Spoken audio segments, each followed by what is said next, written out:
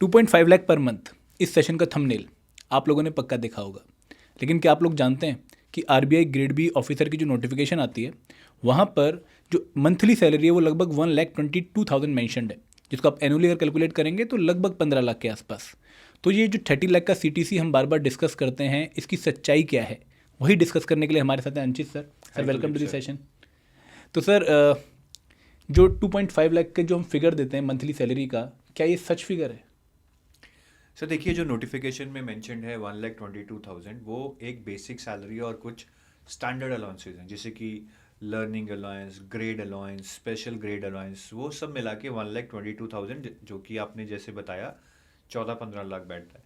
But उसके अलावा और बहुत अलाउंसेज हैं, जैसे कि HRA, जो कि आप मुंबई जैसे सिटी में देखेंगे दैट इज़ अराउंड 75,000, तो वो 9 लाख रुपया साल का बैठता है। तो आप 15 में 9 ऐड कीजिए, सीधा 24 हो गया। Right sir. उसके अलावा भी सर बहुत सारे मंथली अलाउंसेज हैं, जैसे मेरे पास यहाँ पे लिस्ट है। पेट्रोल अलाउंस मिलता है सर कुछ 21,000 रुपये महीने का। मेड अलाउंस मिलता है 6,500 पर मंथ। इंटरनेट अलाउंस मिलता है 3,500। Newspaper allowance around 1,000 rupees. Sodexo coupons worth 5,000। Equipment allowance so that you can maintain your laptops and mobiles 2,000। Children education allowance sir, अगर आपके बच्चे हैं, अगर आप उनको पढ़ाना चाहते हैं तो उनकी फ़ीस का अलाउंस 13,500 दो बच्चों के लिए, मतलब टोटल 27,000। हम 13,000 लेके चलते हैं 1 किड पॉलिसी। तो टोटल ये 5.5 लाख, मतलब साल का 6 लाख आप मान लीजिए। 55,000 पर मंथ, मतलब साल का 6 लाख, रफ फिगर। राइट। तो 15 और 9 24 और 6 30, ये मंथली अलाउंसेज हैं, ये हर मंथ आपको मिलेंगे।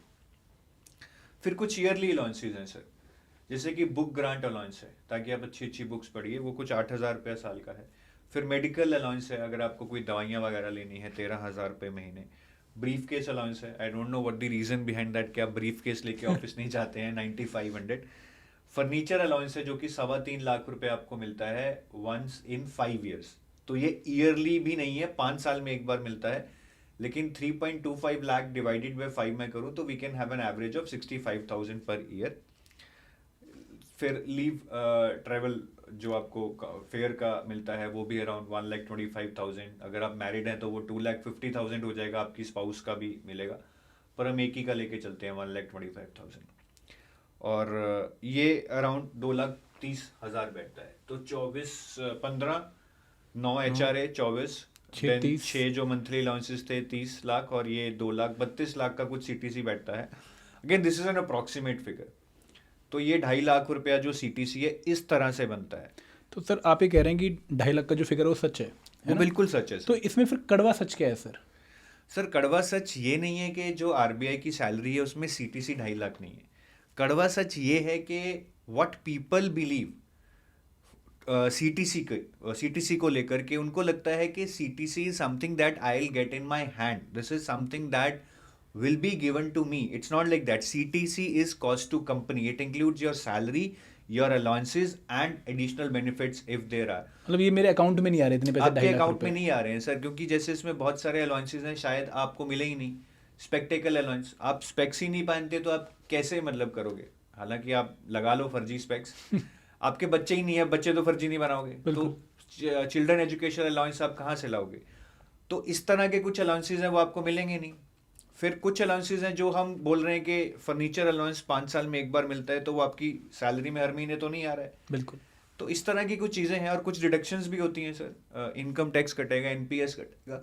तो CTC is never meant to be that what you get in your account, it is the cost to the company, that what cost company is incurring for retaining you. तो sir आप जो ये allowances की बात कर रहे हैं जो कि कंडीशनल हैं या फिर नहीं मिलते हैं, ये कौन कौन से पर्क्स हैं सर?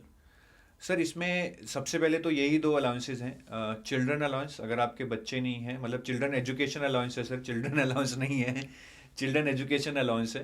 तो अगर आपके बच्चे नहीं हैं तो आप उनकी पढ़ाई का खर्चा कैसे रीइंबर्स करवा सकते हैं? तो ये कुछ 13,000 रुपये महीने है। स्पेक्टेकल अलाउंस है, वो भी कुछ 10-12,000 रुपये महीने है। तो ये जो 2 अलाउंस हैं ये आपको नहीं मिलते हैं सर। और उससे भी बड़ा, अगर आपने RBI से एक एकोमोडेशन ले ली, क्योंकि RBI के खुद के अपार्टमेंट्स हैं या उनके हाउसेज हैं जो वो एम्प्लॉयज़ को देते हैं, तो अगर आपने उस एकोमोडेशन फैसिलिटी को अवेल कर लिया, फिर आपको HRA नहीं मिलेगा। ओके। तो वो 75,000 सीधा आपका गया, जो 9 लाख रुपए की हम बात कर रहे थे। हाँ। तो ये 75,000 और ये 2 चिल्ड्रन एजुकेशन अलाउंस और स्पेक्टिकल अलाउंस ये शायद आपको ना मिले on in the certain conditions. तो ये अलाउंसेस आपको शायद ना मिले। तो जो आपने 32.5 लाख का एनुअल सीटीसी बताया था उसमें से ये पर्क्स हम शायद कंडीशनल बेसिस पे हमें शायद आपको ना मिले। राइट। तो सर कुछ और भी डिडक्शंस हैं इनके अलावा?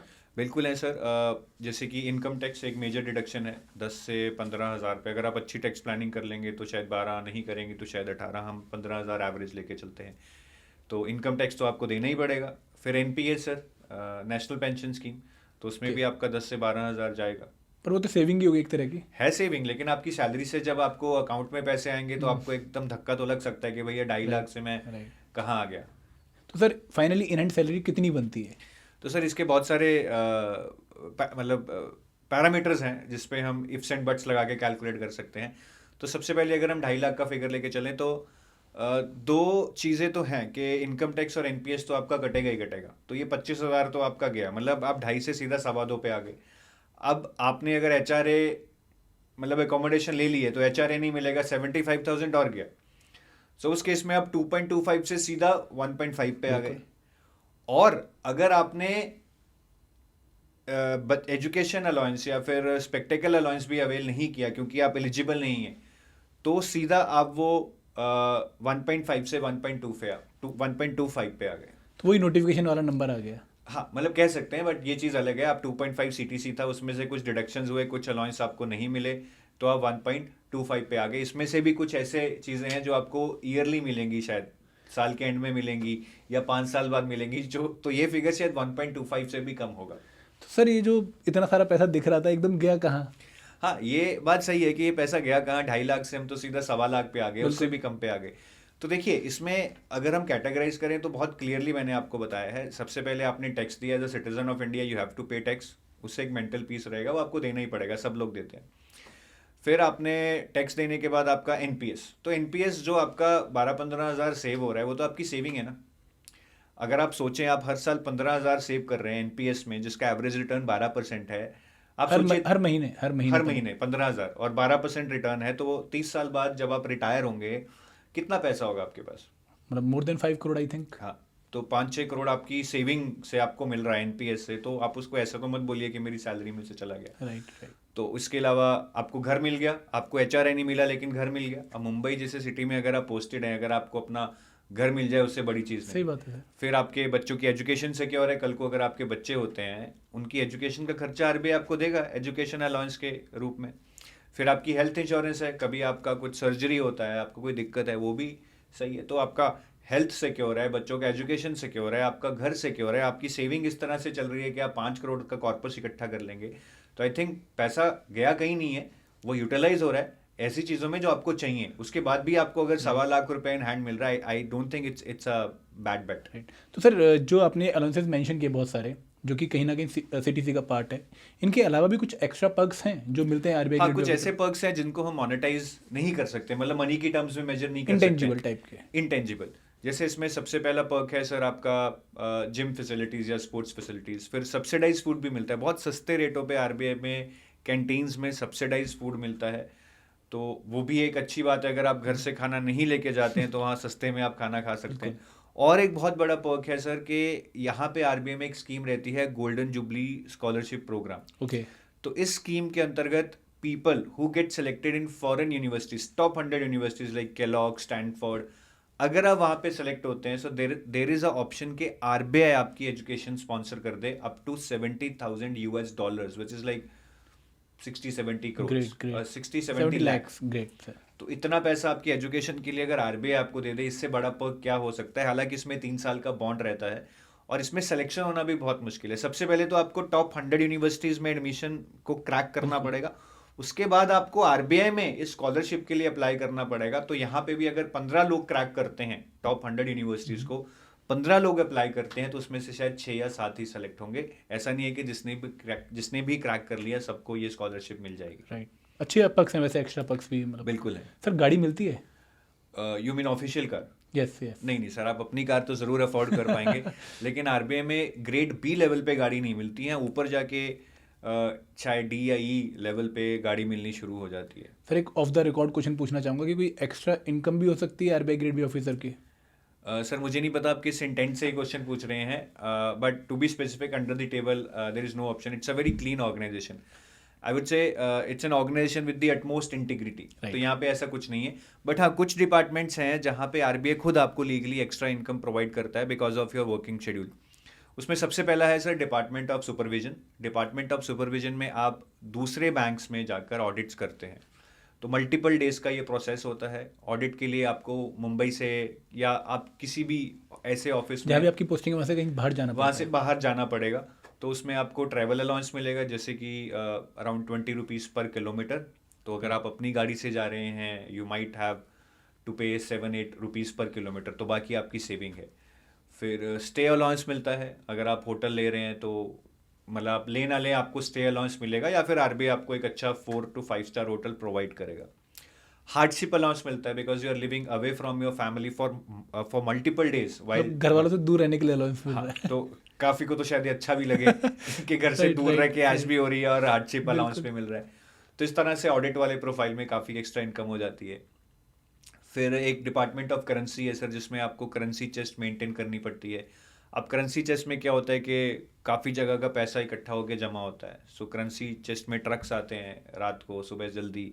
सो you have to be there because you are the sole person responsible for that currency chest. सारा एक्सेस आपके पास रहता है, सारी ऑथराइजेशन आपके पास रहती है. तो उसमें ऑड आवर्स में वर्क करना पड़ता है. तो RBI page you extra for that also. Right sir. हमने काफ़ी चीज़ें डिस्कस करी, तो मैं आपसे एक ऑनेस्ट ओपिनियन जानना चाहूँगा कि what's your take on the salary. Is it enough, more or less और सफिशिएंट? सर मेरे हिसाब से सैलरी ज़्यादा तो नहीं है because RBI is hiring some of the most talented individuals in India, so they Right. Deserve it. कम भी मैं नहीं बोलूँगा कि कोई बहुत कम है. मैं बोलूँगा सफिशिएंट है. That also depends upon your lifestyle. If somebody wants to have a big house, big car, 2 vacations in a year outside India, then might not be possible with this kind of salary.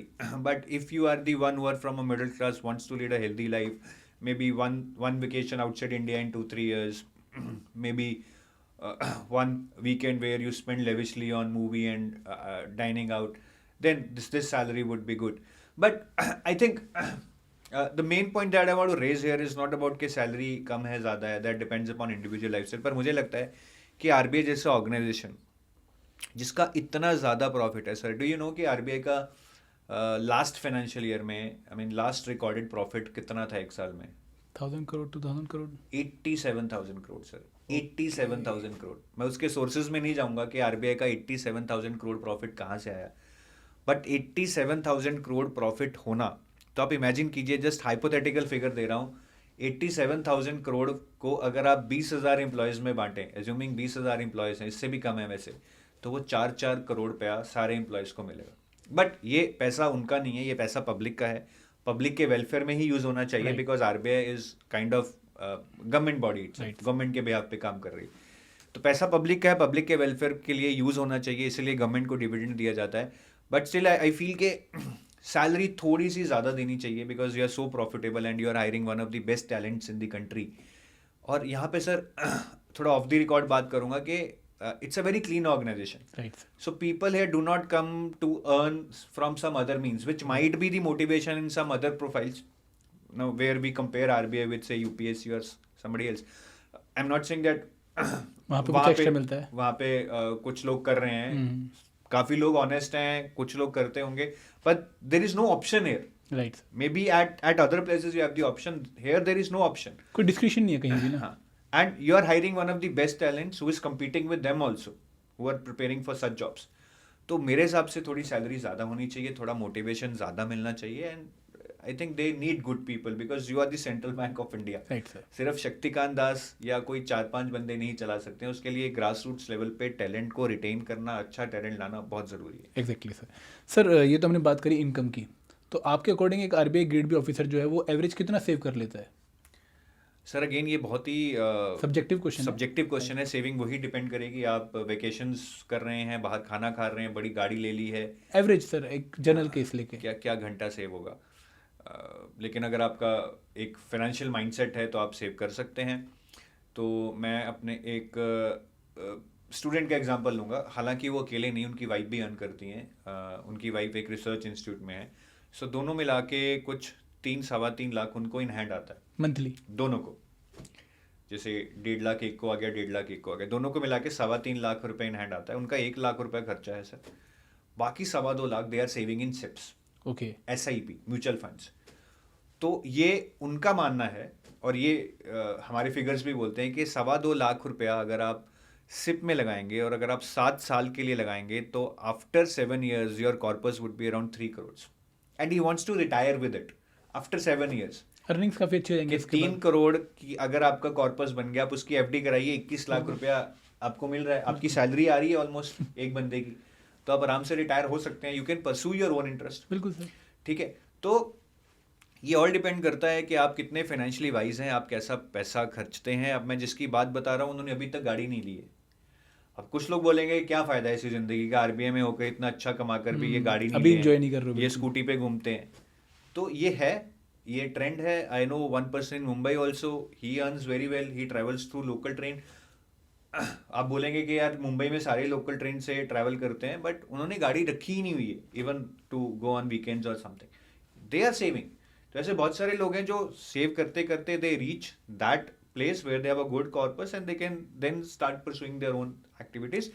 But I am not saying कि आप save करो, that is your individual interest है। अगर आपको उड़ाना है उड़ाओ, you deserve it, you have worked hard for it. Right, वो लाइफस्टाइल पे डिपेंड करता है वो टोटली। आपके लाइफस्टाइल पे डिपेंड करता है। सर ये तो हमने बात करी कि जब आप ज्वाइन करते हैं तो आपकी सैलरी इतनी होगी, लेकिन आई एम प्रीटी श्योर कि काफ़ी लोग जानना ये भी चाहते होंगे कि 5 साल के बाद सैलरी कितनी होगी। Pretty long time, 5 years। Again इसका कोई ऑफिशियल ऐसा नंबर तो नहीं है सर, बट RBI में देखिए 4 तरह से आपकी सैलरी बढ़ती है। मतलब एक तो बेसिक पे आपकी हर साल बढ़ती है जो बहुत टुच्चू सी छोटी सी होती है। उसके बाद जो नेक्स्ट नंबर बढ़ता है that is the DA part, जिसको महंगाई भत्ता बोलते हैं। So that keeps on increasing, inflation is consistent, तो वो बढ़ती रहती है, तो वो आपका अच्छा खासा बढ़ता रहता है। फिर आपका जो तीसरा कंपोनेंट है पे रिवीजन, हर 5 साल में एक पे रिवीजन होता है, उसमें आपका अच्छा खासा सैलरी बढ़ता है, वो एक मेजर जंप होता है, और आपकी प्रमोशन भी होती है 7 साल बाद। तो rather than answering this question के 5 साल में कितनी होगी, मैं बोलूंगा कि 7 साल, जब आपका प्रमोशन भी हो गया होगा, आपकी पे रिवीजन भी होगी, तो अराउंड अगर कोई 30 लाख पे ज्वाइन कर रहा है, शायद 55, 54, 56 कहीं यहाँ पे होगा, नियरिंग और very close to getting the salary doubled. मतलब हर साल 10% का इंक्रीज। हाँ, मतलब हर साल 10% बढ़ेगा, तो 7 साल में डबल हो जाता है पैसा, रूल ऑफ 72। राइट, तो इस हिसाब से उनको 10% इंक्रीमेंट एवरेज मिल रहा है। राइट। तो इसमें अगर आपने 30 पे ज्वाइन किया, 7 साल बाद आपका हुआ 55, 14 साल बाद हुआ 1 करोड़। बट अगेन आप इन्फ्लेशन को अकाउंट में लीजिए। बहुत लोग इससे एक्साइटेड हो जाते हैं, जैसे मैंने NPS का एग्जांपल भी दिया था कि आपका 5 करोड़ का कॉर्पस 30 साल बाद होगा, यहाँ पे आपकी 15 से 20 साल बाद आपकी सैलरी 1 करोड़ होगी, तो that time inflation would be very high. मतलब चीज़ों के दाम बहुत बढ़ चुके होंगे, जो ब्रेड शायद 50 की है वो शायद 200 की हो चुकी होगी, पेट्रोल जो 100 रुपये है शायद 500 रुपये लीटर या 600 रुपये लीटर हो चुका होगा।